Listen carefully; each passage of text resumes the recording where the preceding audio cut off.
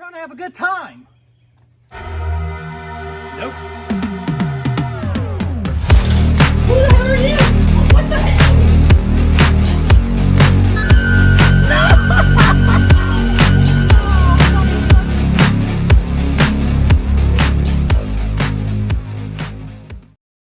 What's going on, guys and gals, and welcome to Good Real Hunting. We have the good reels, so you don't have to. It's your boy Brad. The Brett Man is right over there. We are on our journey to the real March Madness coming up at the end of March, where we'll be putting a big-ass tournament of 1990s movies together and making them duke it out with each other. And we're doing our top 5 rankings for every year of the 90s leading up to that. Right now, we're at 1992, Brett Man. Oh, 1992, man. This is going to be freaking great. Yeah, we're just on that freaking journey to the real March Madness with the 90s tournament. We just got to wonder which movies, are going to bust through some barriers and get to that freaking Final Four, man. That's what it's all freaking about. So we figure we're having a little fun along the way, along with these rankings. So we're going to do 1992. Before we freaking dive on into it, of course, we're going to forget some 1992 movies. So let us know in that comment section if we miss any 1992 movies. So, Brad, I got an honorable mention. Do you have an honorable mention? I do, man. Go ahead. All right, my first honorable mention, or my only honorable mention, is freaking Basic Instinct, man. Man, because there's nothing like Sharon Stone. Man. So, absolutely, Sharon Stone, Michael Douglas freaking dominate this movie with freaking suspense. It's a very nice thrill ride, and if you pause it at the right moment, you get a nice little surprise in the movie too. Don't tell me no. If you're watching right now, don't you dare lie to me face to face right now. Come on, this is the place where we can be real and be honest. We all pause at that particular moment. Don't lie to me, boy. That's true, man. Don't you lie to me, boy. I know you're going to be lying your ass off right now, even though you got good reason. I know who's near you right now. So anyways, if we're just ignoring all that, Basic Instinct is a really great honorable mention. If it's in your top 5, kudos to you because it deserves to be there as well. It does, man. My honorable mention is actually Army of Darkness, the third movie in the Evil Dead trilogy. I like this movie quite a bit. It's just a little bit too comedic for me. I still like it a lot. I think it's really a flawless trilogy at the end of the day. I just don't like it as much as the first two in that trilogy, and I just like these other 5 movies a bit more. But obviously, Bruce Campbell is fantastic in this movie. A lot of great, genuine, fantastic moments. A lot of good one-liners. Bad guy, good guy. I'm the guy with the gun. I'm fucking. Here's my boomstick. All that fun stuff is in this movie. All the big, the best lines. So it's a great movie, man. It just comes right outside my top 5. Hell yeah, man. So let's freaking go ahead and enter our top 5 now. And my number 5, gotta go a little bit of the quack attack. Quack, quack, quack, quack. If you don't know what I'm talking about, my number 5 is the Mighty Ducks, man. Emilio! Where are you? Don't freaking have some breakfast. We got some freaking hockey to coach right now, man. So freaking the Mighty Ducks is a great kids movie, especially if your kid, some reason likes hockey. This is the ultimate movie you should show your kid. Even if they don't like hockey, still show them this movie. It's freaking, you got fun characters. You care about these kids that are trying to get oh my gosh, they're so bad at hockey. To watch them just evolve within this movie to be a good hockey team. It's so much fun to watch, and plus just to watch Emilio coach these kids, it's so damn entertaining. So my number 5 is the Mighty Ducks. Emilio is just on top of everything in the 90s, man.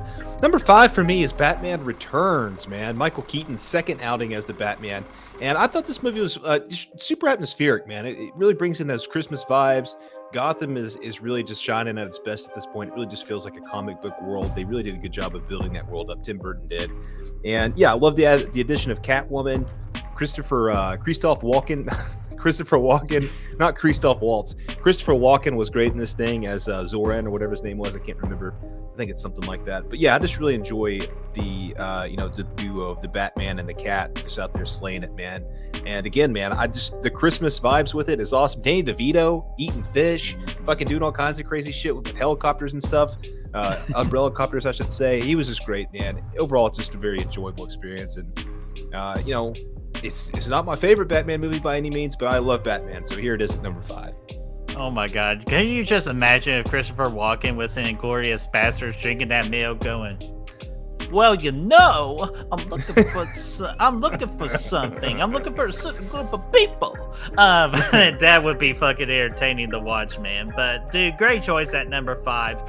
But my number 4 is one you already mentioned already, and that's Army of Darkness, the third movie in the Evil Dead franchise. And man, yeah, I understand where a lot of people are not too fond of this movie because of how far outside of the box it goes with its like comedy and more importantly the time setting. But man, for some reason, I think all of this just works, man. This is so damn entertaining. Ash is at his most ashness, if that's a term or not, I'm not sure. But man, what you already alluded to, boom, with the boomstick. And of course, I got my 2 favorite lines I always quote in this movie is, oh, come on, man, girl, that's just pillow talk. And of course, my all-time favorite line, here it is, she bitch.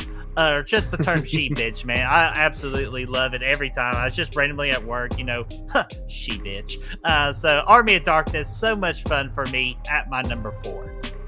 Yeah, great time, man. Jack and shit, Jack left town. Number 4 for me might be... we'll talk about it more in our Evil Dead review series, and hopefully I can get you to come around to it more, just a little bit more. I really enjoy it. It's my least favorite of all the Evil Dead movies. But that's not a bad thing. They're all really good. Number 4 for me might be a bit of a surprise. It's Universal Soldier, dude. Freaking Dolph Lundgren and Jean-Claude Van Damme duking it out. This is one I grew up on, man. I just remember Jean-Claude eating some mashed tatties and kicking a little bit of ass. Basically a couple of, it's not quite to the level of Terminators, but that's kind of what they're going for here. These invincible guys pretty much duking it out. And it's awesome to see these two kind of in their prime fighting each other and whatnot. And Dolph Lundgren's pretty fucking brutal in this thing, man. He's a good villain. He's a great villain in this thing. He's right up there with Drago, if you ask me, man. He's out there slaying it. Great flick. It's one I haven't seen in a long time. I remember the sequel with Bill Goldberg. That one was pretty good too, but this first one, it doesn't get touched in that franchise. So yeah, that's where it all started. And one hell of a good freaking combat sequence at the end between the two of them. Hand-to-hand combat, I should say. Hell, man, you freaking just sold me on that one. I just thought that was just another movie that you completely made up, just like in the last one. But as I was doing the editing in the last one, that was a real movie. And so I'm going to take your word that this is a real movie, too. Regardless, you have not heard of Universal Soldier? Nope, never heard of it. Or Backdraft? I can't believe this. I'm making a list. Yeah, you better check it twice to make sure I've been naughty or nice, man. But it's not Christmas time. It's freaking real March Madness time. So we're going to keep moving on here with my number 3. Brad also mentioned this earlier. I'm going to mention it now, and that's Batman Returns. Freaking Michael Keaton coming back as Batman, freaking doing a great performance. And then, of course, Michelle Pfeiffer as Catwoman and Dane DeVito as the Penguin. Freaking phenomenal characters. It's just what really makes all this work. It's just Tim Burton's vision of what Gotham is. That's how all this works for me. It's just the most underappreciated thing with the Batman Returns. That it's just the score, man. The freaking score by our boy Danny Elfman, man. Absolutely love it. He's one of the greatest composers of our time in movie industry. I love this movie. I can always watch it. My number 3 is Batman Returns. That's a doozy, man. Great score in that one, too. I completely agree. All right, number 3, to me, is probably the scariest movie experience I've ever had in my life. And it's to this day one of the things that's ever scared me quite a bit. This and Pennywise are up for first and second place, and this one's Candyman, dude. I don't know what it is about Candyman. It used to freak the shit out of me. I still sleep on my freaking stomach, so Candyman can't gut me in the middle of the night. I'm still scared of mirrors in the bathroom at nighttime. I don't like going to the bathroom at nighttime unless the lights are on. It's all because of Candyman. This movie was just, again, super atmospheric. You bring in these dirty bathrooms throughout in the slums of Chicago. It's got a creepy, nerve-inducing score throughout it, and just fucking Candyman was such an icon, man, especially for this first movie. I know the franchise kind of went downhill afterwards. This, to me, is still the best movie in the franchise. It's way better than the remake that they did. This was just, it really struck that line of subtlety and scariness and all kinds of stuff like that. And yeah, it's not one I revisit as much as a lot of movies in the horror genre for whatever reason, but I just love it, dude. It's so creepy. Mm-hmm. Dude, what's more creepier is if they can make that bathroom more disgusting than a Taco Bell bathroom. Dude, seriously, man.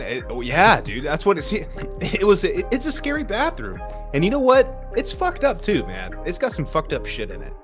Dude, it really freaking most certainly it does. I see what you freaking did there. But you know what? Let's freaking continue this conversation because my number 2 is Candyman, and how can it not be? Definitely one of the most fresh horror movie ideas.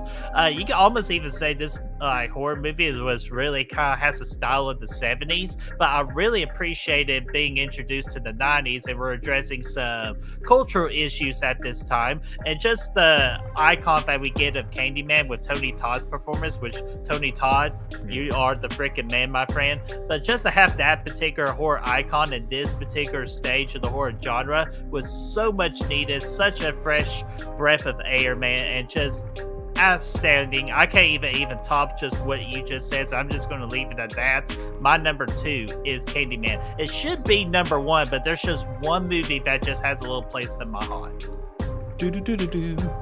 All right, number 2 for me, man. Home Alone 2. Kevin McAllister's back. This time he's in New York. This movie for me, I love it just as much. Actually, I might like this more than the first one. I always kind of found myself putting this one in as a kid instead of the first one, just because of how outrageous the traps are at the end. It's the exact same story as the first one, but we have a better setting, really. I mean, we're in freaking New York. There's more to do for Kevin. The traps are better. Yes, they're not realistic at all. Yes, way over the top. Yes, Marv would have died 28 times in the ending of this, but who gives a shit? Because Harry, I've reached the top. It's entertaining as shit. He's getting electrocuted. He's getting paint poured all over him. They're getting fucking big ass bars dropped on him. Like, it's great. Their head freaking explodes. Like, literally, it's awesome. Perfect way to do a sequel for a movie like that. It's just one that I always find enjoyable. Pennywise himself is in this movie, so you got to love it for that as well. Dude, man, apparently he didn't reach the top if he's only at number 2, my friend. He's close, though. He's pretty close. Yes. Hey, ain't he always close, though, within that little bastard Kevin? Son of a bitch. But anyways, I know what some of y'all are thinking. No, Home Alone 2 is not my number 1 because of the fact that I have not watched it in full. I don't think it was right to put a movie I haven't watched in full into my top 5. Hopefully, we could change it somewhere down in the future. I know Brad pretty sure is going to try and make me force to watch it for this upcoming Real Good Christmas. So let's see here. My number 1, but yeah, this movie is attached to my heart. If anybody knows me personally, I absolutely am a Disney nut, especially in the Renaissance era of Disney. Some of the greatest Disney movies came from this era. And so let's continue it forward with my number 1, Aladdin. Man, freaking, can we just say Robin Williams as the genie is one of the greatest Disney characters of all time. Definitely also one of the best voice acting performances of all time as well. And of course, Gilbert Gottfried, man, as Iago. And I'm not talking about just during the time where he freaking did that book reading of 50 Shades of Grey. That came like way into the future. We're talking about this in 92 with his performance of Iago, which is fantastic. The songs are great. The story is great. And the animation is so beautiful to look at, especially during this time in 92. So great times. And just me and my mom, like, I'm pretty sure this is one of the first movies my mom took me to the theater. I remember that whole experience as well, singing along with "You Never Had a Friend Like Me." Yeah. So dude, it's so awesome. Love this movie. My number 1, Aladdin. It's a good pick, man. I don't have any Disney stuff on any of my lists. You have no heart. I know I don't, man. You do, and I appreciate you for that. So yeah, number 1 for me, actually, this might be the only. Candyman's not on the bracket, is it? I don't think it is. Anyway. I'm pretty sure we added it in. I'll be like, we have to rearrange everything if we don't put Candyman on there, but I'm pretty sure it is. We might, yeah. Okay, so so if Candyman is, this movie's also on the bracket. It's Reservoir Dogs is my number 1. This is Quentin Tarantino's first film that he directed, if I'm not mistaken. I know he wrote True Romance, and he wrote a couple other things. I feel like this was his first actual directorial debut, off the top of my head. But yeah, this movie competes with me with Pulp Fiction. I absolutely love this movie. The simplicity of it, all taking place in one room, all really kind of focusing on these characters. And a lot of these characters, these actors, I should say, come back later in Quentin Tarantino flicks. So it's fantastic to kind of see where they started.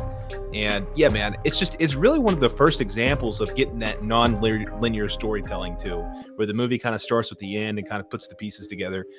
So I appreciate it for that. Steve Buscemi, fantastic. Am I the only fucking professional around here? And all that stuff. He doesn't believe in tips. He doesn't care about any of that. I know it's kind of crazy to compete this with Pulp Fiction, but for me, it's just, again, like I said, the simplicity of it. I love it for that. I'm not going to say definitively it is better than Pulp Fiction yet. We'll get into that later, but maybe we'll even get to it on the bracket. We'll see. But either way, it's my number one from 1992, without a doubt. And once again, guys, don't shoot me, okay? I haven't seen Reservoir Dogs. Don't worry, before the real March Madness starts, I am going to have that movie watched, and I'll have more thoughts on it, man. But I am so looking forward to that one. And Brad, excellent number one. So, guys, that is our top five from 1992. I definitely always want to ask you guys, what is your top five from 1992? Did we hit some of the movies that you put on your list, or did we mention some movies you've never even heard of before? Or is there movies that we totally forgot to mention? Let us know in that comment section down below, and let's get that discussion rolling. And if you want to help us find the good reels, as well as join us for the rest of these rankings leading up to the real March Madness, follow us on socials down below. That Patreon link's down there as well. Abso-freaking-lutely. Until then, the next step is 1993, and we'll just see you then. I already know what's going to be your favorite next week, Birdie. Oh, I bet you do.